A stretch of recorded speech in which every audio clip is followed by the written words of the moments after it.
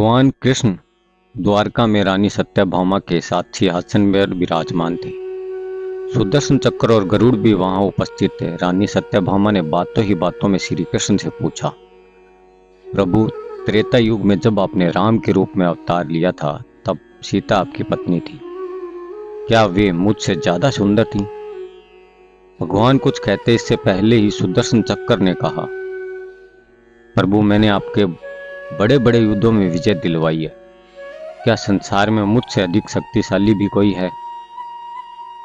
इधर गरुड़ से भी रहा नहीं गया। वे भी बोले, प्रभु, क्या संसार में मुझसे अधिक तेज गति से कोई उड़ सकता है? भगवान तीनों की बातें सुनकर मुस्कुरा दिए। वे समझ गए कि तीनों को अपने अपने गुणों का अभिमान हो गया है। इनके अभिमान को नष्ट करना आवश्यक है।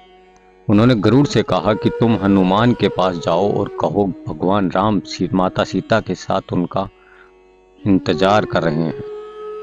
फिर उन्होंने सुदर्शन चक्र से कहा कि तुम महल के प्रवेश द्वार पर पहरा दो। ध्यान रहे कि मेरी आज्ञा के बिना महल में कोई प्रवेश नहीं कर पाए। फिर सत्यभामा से कहा कि आप सीता के रूप में तैयार होकर आ जाएं। श्री कृष्ण ने भगवान राम का रूप धारण कर लिया। गरुड़ ने हनुमान के पास पहुंचकर कहा, वानर श्रेष्ठ, भगवान राम माता सीता के साथ आपसे द्वारिका में मिलना चाहते हैं। आप मेरे साथ चलिए, मैं आपको अपनी पीठ पर बैठाकर वहां शीघ्र ले जाऊंगा।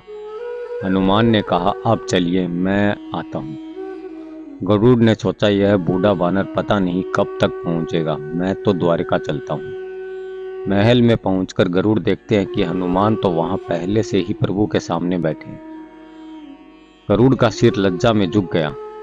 श्री राम के रूप में कृष्ण ने हनुमान से कहा, पवन पुत्र, तुम्हें महल में प्रवेश करने से किसी ने रोका नहीं।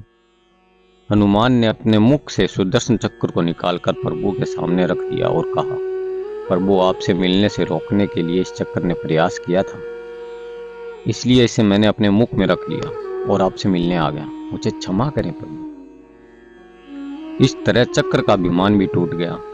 अंत में हनुमान ने हाथ जोड़ते हुए श्री राम से कहा, प्रभु, आज आपने किसे इतना सम्मान दे दिया कि वह माता सीता के साथ आपके सिंहासन पर विराजमान है।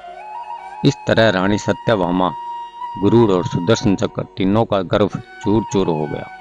वे तीनों समझ गए कि भगवान ने उनका अभिमान दूर करने के लिए यह लीला रची थी। वे तीनों भगवान के चरणों में झुक गए। जय श्री राम।